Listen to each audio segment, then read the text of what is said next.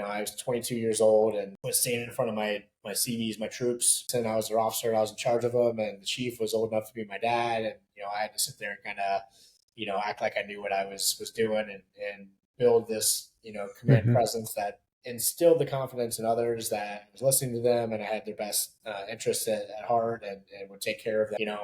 10 years later, I found myself doing the same thing in front of a bunch of software engineers. I know nothing about software engineering. Definitely my experience in the military positioned me well. It wasn't always the right direction, but lead the troops in the direction they needed to go until we figured out it wasn't the right direction. Course correct a little bit. Let's set off on this new Hmm. path and until we bump into the next barrier. And this kind of concept of the OODA loop, observe, orient, decide, act. The military and especially being on deployment when things are just, constantly dynamic and changing is an unbelievable training ground for an early stage entrepreneur in terms of the quality skills and level headedness that you guys can be a very chaotic environment.